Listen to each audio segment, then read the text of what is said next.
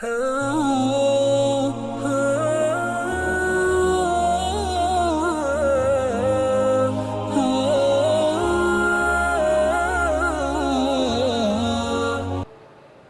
اللہ الرحمن الرحیم۔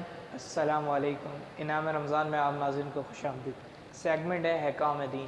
ہم اپنی ناظرین سے بڑے معذرت خواہ ہیں کہ کچھ دنوں سے ہم نہیں آ پا رہے تھے، کچھ مصروفیات کی وجہ سے۔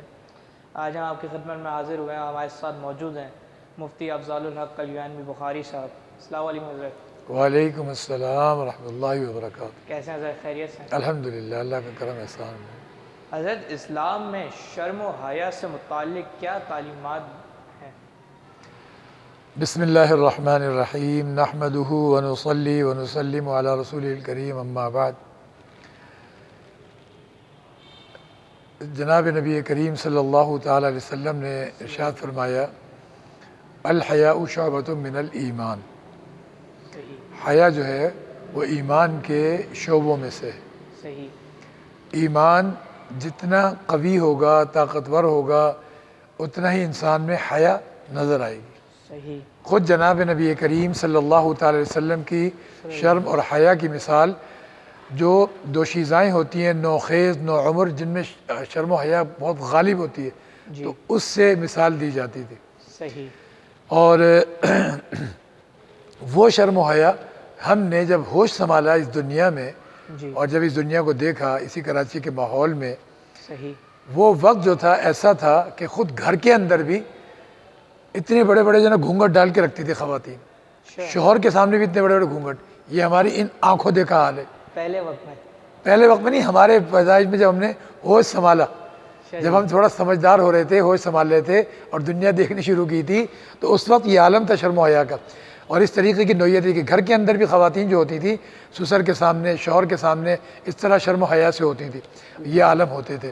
اور ہر لحاظ سے جو نا اس میں ادب احترام کا پہلو بھی بڑا غالب ہوتا تھا۔ دیکھتے دیکھتے نا نوعیتوں میں تبدیلی آئی ہے۔ ہم نے وہ وقت دیکھا اور اس کے بعد ہماری ان آنکھوں کے سامنے نا دنیا میں تبدیلی آئی، اور یہ ساری تبدیلی بھی جناب رسول اللہ صلی اللہ علیہ وسلم بیان فرما چکے ہیں ابواب الفتن میں۔ جی فتنوں کے جو قرب قیامت کے جو فتنے اس میں بیان فرمایا۔ تو یہ جو شرم و حیا ختم ہوئی ہے اور ایک دم معاملات جو ہے نا دوسرے آئے ہیں، جس کے لیے اکبر الہ آبادی نے کہا کہ نہ خاتونوں میں رہ جائے گی پردے کی یہ پابندی، نہ خاتونوں میں رہ جائے گی پردے کی یہ پابندی، نہ گھونگھٹ اس طرح سے حاجب روئے صنم ہوں گے۔ واہ وہ گھونگھٹ ہم نے دیکھے ہیں باقاعدہ۔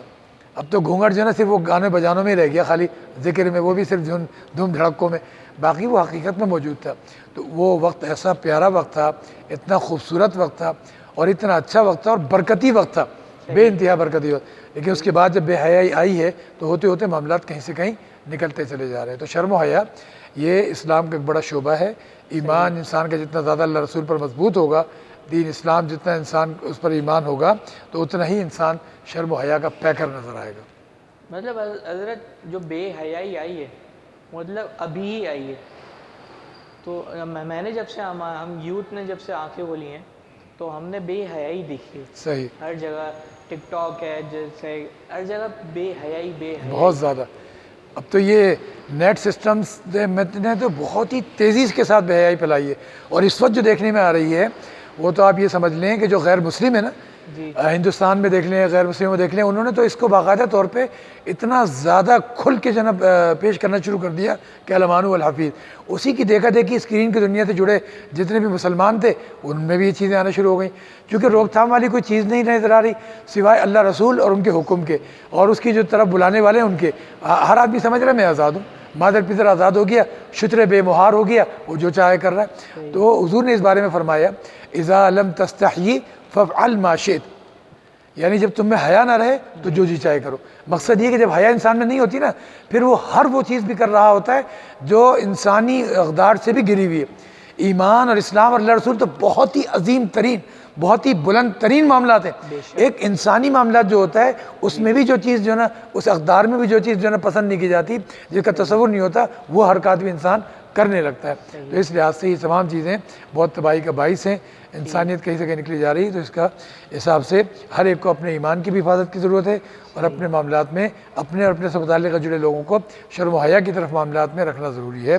لباس ہو، پوشاک ہو، گفتگو ہو، میل جول ہو، بیٹھنا اٹھنا ہو، تعلقات ہوں، تقریبات ہوں، ہر طرح کی چیزوں میں شرم و حیا کے معاملات کو پیش نظر رکھیں گے تو ہماری حفاظت ہے. ورنہ جو تباہی نظر آ رہی ہے وہ آپ دیکھ ہی رہے. صحیح. حضرت آج کل کے معاشرے میں بے حیائی عام ہے، تو اس کے اسباب کیا ہیں اور اس کو روک کیسے سکتے ہیں؟ ہاں دیکھیے، جو بے حیائی آئی ہے نا، اس کے پیچھے ہم غور کریں کہ یہ بے حیائی چلی کہاں سے. اب مدینے سے جناب رسول اللہ صلی اللہ علیہ وسلم نے جو حیا عام فرمائی تھی تو نتیجہ کیا نکلا کہ سیدنا عثمان ذی النورین کی حیا اتنی زبردست کہ حضور فرما رہے ہیں کہ فرشتے بھی ان سے حیا کرتے ہیں. اور جب ایک جناب مرد ہوتے ہوئے ایک بڑے اتنے عظیم شخصیت ہوتے ہوئے ان کی حیا کیا عالم تھا، تو خواتین کی حیا کا کیا عالم ہوگا. وہ حیا چلی آج سے کچھ وقت پہلے، جیسے ہم نے بتایا نا کہ ہم نے اپنی آنکھوں سے وہ حیا دیکھی تھی، وہ چلتی چلی آئی تھی. عالم اسلام سارا شرم و حیا کا پیکر ہوتا تھا اور ہر طرح کے معاملات ہوتے تھے. لیکن جب سے دجالی میڈیا، دجالی نیٹ سسٹم آیا، اس کے اوپر سارے دجال اور دجال کے چیلے، یہ نیٹ سسٹم، یہ سارے جتنی بھی چیزیں آئی ہیں اس پہ دجال کے چیلے بیٹھے ہوئے جن کو اپنی ماں بہن کی کوئی تمیز نہیں ہے. بیٹی، بہو اور بیوی، کسی چیز میں کوئی تمیز انہوں نے نہیں چھوڑی. وہ تمام بے حیائی کے کام یہ نیٹ سسٹم والے جو اس کے ذمہ دار ہیں، وہ دجال کے اور شیطان کے، ابلیس کے چیلے، انہوں نے اس چیز کو عام کیا، وہ دنیا میں عام ہو گئی. لیکن اگر اللہ اور اس کے رسول کے فرزند وہ اس چیز کو سنبھالیں گے، وہ جناب اس سارے نئے سسٹم کو لا کے نبی اکرم صلی اللہ علیہ وسلم کے قدموں کی دھول میں ڈالیں گے تو یہی سسٹم حیا کی طرف چلے جائے گا. اور یہ بے حیائی جو دیکھتے دیکھتے آئی ہے، ان دجال کے چیلوں نے جو پھیلائی ہے، انشاءاللہ وہ دن دور نہیں جب اللہ اور اس کے رسول کے حقیقی معنی میں اس کے حیا اور شرم کو پھیلانے والے آئیں گے تو یہ تمام بے حیائی دنیا سے پھر مفقود ہوگی. تو یہ اس طرف سے آئی ہے اور بڑھتی چلی جا رہی ہے. عالم اسلام کو چاہیے کہ اس کو روکیں، انفرادی حیثیت میں بھی اور اپنے طور پہ جتنی کوشش کر سکتے ہیں وہ کریں تو انشاءاللہ اللہ پاک کا کرم ہوگا. یہ بے حیائی دنیا سے جائے گی اور پاکیزگی اور حیا کے ساتھ معاشرہ جو دوبارہ سے تشکیل پائے گا انشاءاللہ. مفتی صاحب، ہم دیکھتے ہیں کہ ہم جو یوتھ ہے وہ دیکھ رہی ہے کہ کچھ سالوں سے جب سے ہوش سنبھالا ہے کہ ایک دن مقرر کر دیا خواتین کا، اس دن خواتین روڈوں پہ نکلتی ہیں اپنے حقوق کے لیے. مفتی صاحب، یہ کون سا حقوق ہے جو روڈوں پہ نکل رہی ہیں؟ اپنے ماں باپ، اپنے شوہر، اپنے بھائیوں سے نہیں لیتی ہیں اور روڈوں پہ نکل رہی ہیں، جبکہ اللہ تعالیٰ نے ان کا مقام تو ان کے پاؤں کے نیچے جنت رکھی ہے، ماں کے پاؤں تلے جنت. سوچنے کی بات یہ ہے کہ بھائی آپ کو وہ کون سے حقوق ہیں جو نہیں مل پا رہے اور وہ کون ہے جو آپ کو نہیں دے رہے. صحیح.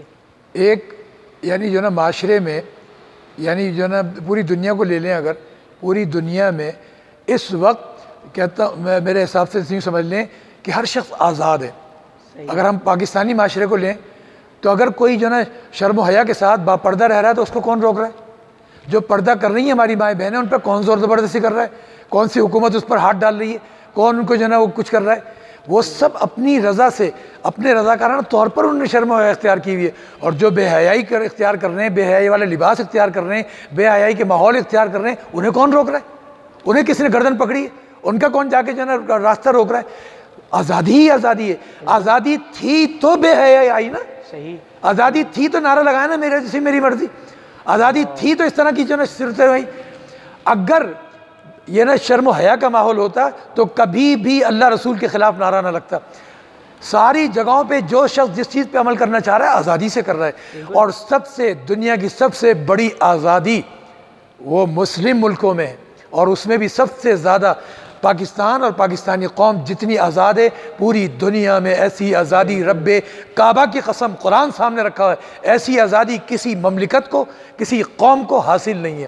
ہمیں اس آزادی کی قدر کرنی چاہیے. اور اس مملکت خدا داد پاکستان میں جو 27ویں شب میں، جمعے کی شب تھی، 27ویں شب تھی، رمضان مبارک تھا، بابا قائد اعظم جیسی عظیم قیادت تھی اور ان کے ساتھ عظیم اکابرین امت جو وقت کے بڑے کامل ولی تھے، ان سب کی قیادت شامل تھی اور سب نے جانیں لٹا کر یہ ملک اللہ تعالیٰ نے دیا اور بابرکت ملک دیا. اور ایک بات ہے، یہ ملک جب ملا تو ملا اس طریقے سے کہ وہ عظیم قیادت ایسی تھی. بابا قائد اعظم جو تھے محمد علی جناح، اللہ ان کی قبر کو نور سے پر فرمائے، کہ بغیر خون خرابے کے، بغیر فتنے فساد کے، بغیر لاشیں گرے انہوں نے یہ ملک حاصل کر لیا تھا. قانونی پوری دنیا میں حاصل کر لیا. حاصل کرنے کے بعد جب ہجرت شروع ہوئی اس کے بعد یہ ساری جو ہے نا ہندو قوم اور جو غیر مسلم قوم تھی انہوں نے مل کے ٹرینیں کاٹی ہیں، قافلے کاٹے ہیں، پورے قوم قبیلے بستیاں اجاڑی ہیں۔ اس کے بعد تو ظلم جو ڈھایا ہے باہر والوں نے ڈھایا ہے۔ اس آزادی کی ہمیں قدر کرنی چاہیے۔ کون سی آزادی ہے جس کو میرا جسم میری مرضی کا نعرہ لگا کر اور وہ کر رہے ہیں، اور اتنے کفریہ نعرے ہیں کہ میں یہاں بیٹھ کے جو ہے نا وہ نعرے نہیں بتا سکتا۔ اللہ پاک کا نام لے لیا، حضور کا نام لے لیا، اسلام کا نام لے لیا، یہ تو بدبختی بد نصیبی کی انتہا ہے۔ آپ کو کوئی روکنے والا نہیں ہے، آپ جو کام کر رہے ہو کر رہی ہو، کس نے روکا ہے آپ کو؟ آپ ساری چیزیں کر رہے ہو تو آزادی ہی تو تھی جو یہ آپ آزادی سے آپ کام کر رہے ہو۔ تو اللہ رسول کے اور دین اسلام کے خلاف یہ جو چیزیں ہو رہی ہیں تو ان تمام چیزوں میں توبہ کرنے کی ضرورت ہے۔ کفر میں جانے سے پہلے اسلام کی طرف آئیں۔ حضور نے فرمایا تھا نا کہ صبح مومن شام کافر، شام مومن صبح کافر۔ تو ان تمام چیزوں میں اپنے ایمان کی فکر کی ضرورت ہے اور آزادی کی قدر کی ضرورت ہے، شرم و حیا کے معاملات کو سمجھنے کی ضرورت ہے۔ اللہ پاک ہماری سب کی اصلاح فرمائے، درست فرمائے اور ہمیں ہر قسم کی گمراہی سے محفوظ فرمائے۔ آمین۔ اچھا، جو روڈوں پہ نکلتی ہیں اس میں بھی میں نے ایسا دیکھا ہے کہ خاندانی، اللہ معاف کرے، خاندانی لڑکیاں نہیں ہوتی ہیں۔ صحیح بات ہے۔ اب آپ دیکھیے نا اس آزادی میں بھی جو خاندانی لوگ ہیں، اس آزادی کے اس میں بھی ان کا ایک وقار ہے، اس میں ماڈرن پنے میں بھی ان کا ایک وقار اور ایک تمیز نظر آتی ہے، خاندانی پن نظر آتا ہے۔ لیکن یہ جو چیز ہے نا، یہ غیروں کے، شیطان کے، دجالی ٹولے کے جو نا ایجنٹ بن کے کام کر رہے ہیں۔ اللہ ہماری بچوں کی، بچیوں کی، بہنوں کی، ماؤں بیٹیوں کی بھی اور مردوں کی بھی اور عورتوں کی بھی حفاظت فرمائے۔ آمین۔ بہت شکریہ مفتی صاحب اپنا قیمتی وقت دینے کے لیے۔ ناظرین، اسی کے ساتھ دیجیے ہمیں اجازت۔ بہت سے لوگوں کے میسیج آئے ہوئے ہیں دعاؤں کے لیے، تو انشاءاللہ نام تو نہیں لے سکتے لیکن وقت فوقتاً انشاءاللہ اس سلسلہ کریں گے دعا کا بھی۔ اور ہمارے قریبی رشتہ دار ہیں تو انہیں کرونا میں مبتلا ہیں، تو آپ دعا فرمائیں کہ اللہ انہیں جلدی صحت دے اور پھر سے وہ اپنے گھر والوں میں آ جائیں۔ اسی کا دیجیے ہمیں اجازت، انشاءاللہ کل آپ سے پھر سے ملاقات ہوگی۔ اپنا خیال رکھیے گا۔ اللہ حافظ۔